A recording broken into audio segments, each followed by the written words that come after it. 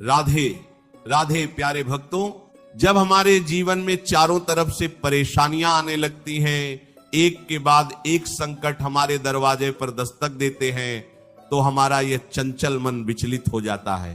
हम रोने लगते हैं, चिल्लाने लगते हैं और उस विधाता से शिकायत करने लगते हैं कि हे प्रभु, आखिरकार मैंने ऐसा क्या पाप किया था जो तुम मुझे इतनी बड़ी सजा दे रहे हो? मैं तो रोज तुम्हारी पूजा करता हूं, तुम्हारा नाम लेता हूं, फिर मेरे ही हिस्से में इतने सारे कष्ट क्यों आए? लेकिन प्यारे भक्तों, आज इस सत्य को अपने हृदय की गहराइयों में उतार लो कि इस संसार की नजरों में जो दुख है, जो विपत्ति है, वो मेरे बांके बिहारी की अदालत में एक बहुत बड़ा पुरस्कार है। भगवान हर अहरे गहरे इंसान को कष्ट नहीं देते, वो परीक्षा भी उसी की लेते हैं जिसे वो संसार के इस दलदल से निकालकर अपने धाम का सबसे अनमोल रत्न बनाना चाहते हैं।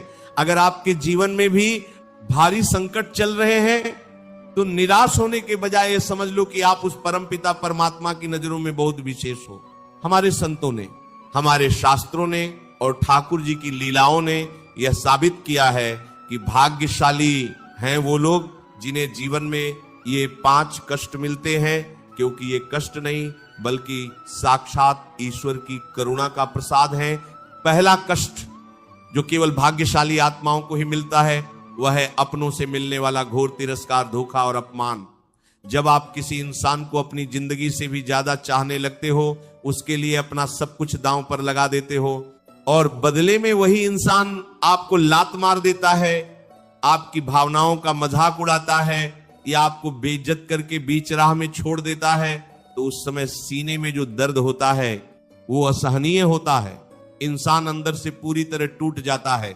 लेकिन जरा ठंडे दिमाग से सोचो, ये धोखा क्या वाकई बुरा है? नहीं, ये मेरे प्रभु की शल्य चिकित्सा है।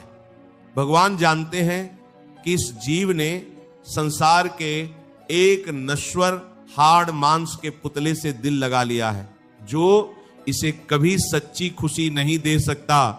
इसीलिए भगवान उस झूठे रिश्ते के स्तंभ को हिला देते हैं। वो आपको उस इंसान के हाथों ही अपमानित करवाते हैं ताकि आपका मोह भंग हो सके। जब तक वो इंसान आपको लात नहीं मारेगा तब तक आप भगवान के मंदिर की तरफ कदम कैसे बढ़ाओगे?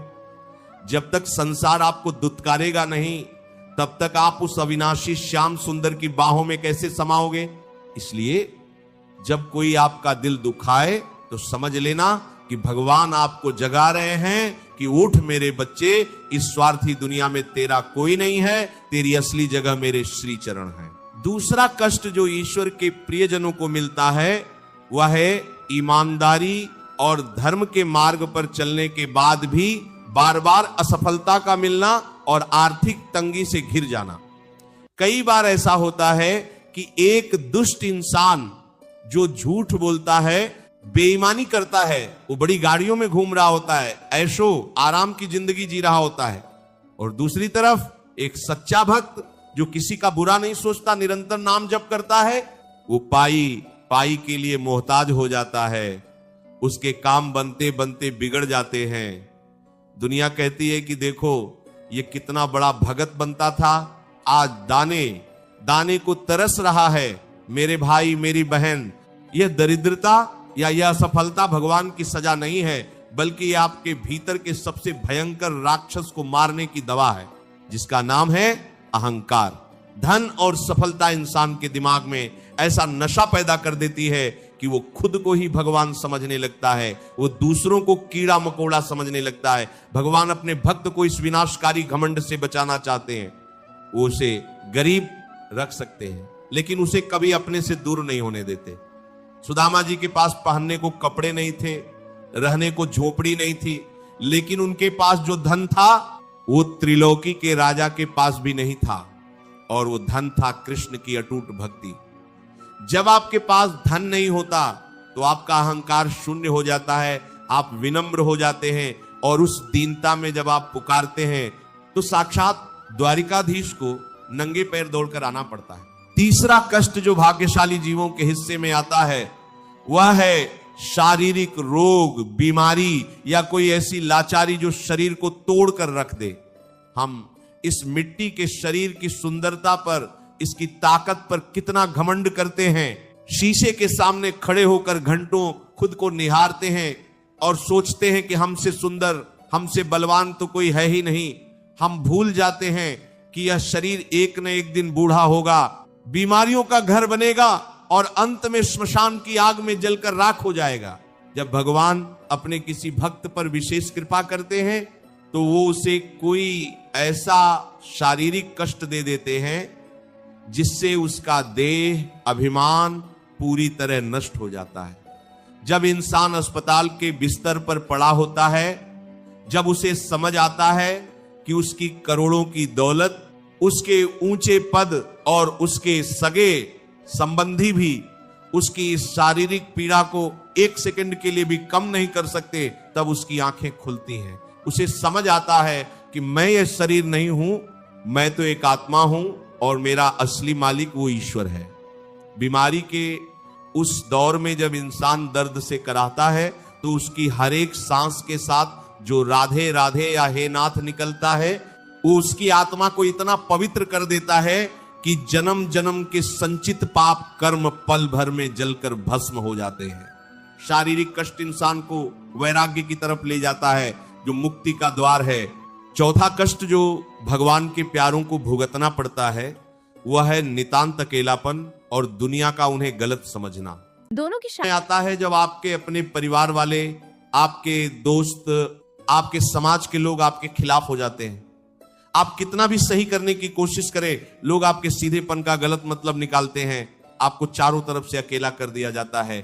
आप महफिल में बैठे हो तब भी खुद को तन्हा पाते हो। भक्तों, इस अकेलेपन को कोई आम इंसान बर्दाश्त नहीं कर सकता, वो डिप्रेशन में चला जाएगा। लेकिन एक भक्त के लिए यह अकेलापन साक्षात वरदान है। भगवान आपको दुनिया की इस व्यर्थ की बकवास, राजनीति, ईर्ष्या और चुगली से दूर करना चाहते हैं। वो आपको एकांत देना चाहते हैं ताकि आप उनके साथ समय बिता सकें। जब तक आपके आसपास लोगों का मेला रहेगा, आप कभी अंतर्मुखी नहीं हो पाएंगे। आप हमेशा दूसरों को खुश करने में, दूसरों की बातें सुनने में अपना कीमती समय बर्बाद करते रहेंगे। इसलिए भगवान आपके चारों तरफ एक ऐसी अदृश्य दीवार खड़ी कर देते हैं कि दुनिया आपसे अपने आप दूर हो जाती। इस एकांत में जब आप बैठते हैं, अपने कमरों को बंद करके आंसुओं से अपने ठाकुर जी के चरणों को धोते हैं, तब जो आनंद प्रकट होता है उसकी तुलना ब्रह्मांड के किसी सुख से नहीं की जा सकती। इसी अकेलेपन में तो मीराबाई ने गिरधर को पाया था। इसी अकेलेपन में संतों ने परमात्मा का साक्षात्कार किया था। पांचवा और सबसे आखिरी कष्ट, जो सबसे गहरा और सबसे मीठा कष्ट है, वह है मन की व्याकुलता, भीतर की छटपटाहट और ईश्वर के लिए विरह की अग्नि में जलना। जब संसार की कोई भी वस्तु आपको सुख नहीं देती, आपके पास सब कुछ है, अच्छा घर है, गाड़ी है, परिवार है, पैसा है, लेकिन फिर भी आपके दिल में एक अजीब सा खालीपन रहता है। आपको इस संसार के भोग विलास जहर जैसे लगने लगते हैं। मन हर समय रोने को करता है। एक तड़प पैदा होती है कि हे प्रभु, मैं कहां फंसा हुआ हूं, तुम मुझे कब मिलोगे? मेरी यह जिंदगी बिना तुम्हारे व्यर्थ जा रही है। इस कष्ट को विरह का कष्ट कहते हैं। यह कष्ट हर किसी को नसीब नहीं होता। यह उस परम प्रेम की अवस्था है जहां जीव और ब्रह्म का मिलन होने वाला होता है। जैसे एक नदी जब तक समुद्र में मिल नहीं जाती, तब तक वो पहाड़ों से टकराती है, पत्थरों को चीरती है, व्याकुल होकर दौड़ती रहती है। ठीक उसी तरह जब आत्मा अपने परमात्मा से मिलने के लिए व्याकुल होती है, तो यह संसार उसे एक कारागार की तरह लगने लगता है।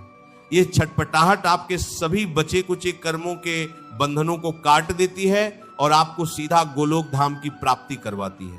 प्यारे भक्तों, इन कष्टों के रहस्य को जो जान लेता है, वो संकट के समय विलाप नहीं करता, बल्कि आनंद में झूम उठता है। सोचो, जब सोने को तपाया जाता है तो वो नष्ट होने के लिए नहीं, बल्कि कुंदन बनने के लिए तपता है। ठीक उसी प्रकार जब प्रभु आपको इन 5 कष्टों की भट्टी में डालते हैं, तो वो आपके जन्म जन्मांतर के प्रारब्ध के पापों का अंत कर रहे होते हैं। साधारण मनुष्य सुख की कामना करता है क्योंकि वह केवल इस क्षणभंगुर संसार को देखता है, लेकिन एक सच्चा भक्त जानता है कि अनुकूलता यानी सुख इंसान को प्रमाद में डाल देता है, भगवान से दूर कर देता है, जबकि प्रतिकूलता यानी दुख इंसान को हर पल ईश्वर की शरण में रखता है। जब जीवन में हर तरफ अंधेरा हो, जब कोई सहारा न बचे, तब समझ लेना कि अब साक्षात कन्हैया का प्रकाश आपके जीवन में उतरने वाला है। इन कष्टों को अपनी प्रगति का साधन बनाओ, इनसे भागो मत, बल्कि ठाकुर जी की मर्जी मानकर इन्हें सहर्ष स्वीकार कर लो। इसलिए मेरे प्यारे भक्तों, जीवन में जब भी इन 5 कष्टों में से कोई भी कष्ट आपके सामने आए तो हिम्मत मत हारना, डरना मत, घबराना मत, और कभी उस सांवरिया पर से अपना विश्वास मत उठने देना। एक छोटा बच्चा जब डॉक्टर के पास जाता है और डॉक्टर उसे सुई लगाता है तो बच्चा अपनी मां को कसकर पकड़ लेता है, वो रोता है, लेकिन मां डॉक्टर को मना नहीं करती। क्यों? क्योंकि मां जानती है कि यह सुई इस बच्चे के भले के लिए है, इसकी बीमारी को ठीक करने के लिए। मेरा ठाकुर भी वही परम दयालु मां है। वो जब आपको कष्टों की सुई चुभाता है तो वो आपके भले के लिए ही होता है। धैर्य रखो। धैर्य एक सच्चे वैष्णव का सबसे बड़ा आभूषण है। अपने मुख को हमेशा भगवान के नाम से पवित्र रखो, चाहे परिस्थिति कितनी भी विपरीत क्यों ना हो। उठते बैठते सोते जागते निरंतर राधे राधे राधे राधे का जाप करते रहो। यह नाम जप वो महा औषधि है जो बड़े से बड़े कष्ट के जहर को भी अमृत में बदल देगी। जब आप पूरी तरह से भगवान के शरणागत हो जाते हैं तो दुनिया का कोई भी दुख आपको हिला नहीं सकता। आप इस संसार के समुद्र को एक गाय के खुर के समान आसानी से पार कर जाएंगे और जीवन के असली परमानंद को प्राप्त कर लेंगे। अगर ये वीडियो आपको अच्छा लगा हो तो वीडियो को लाइक करके चैनल को सब्सक्राइब जरूर करें और कमेंट में राधे राधे जरूर लिखें। ये वीडियो अपने दोस्तों परिवारजनों के साथ शेयर जरूर करें। मिलते हैं किसी और वीडियो में, तब तक के लिए राधे राधे।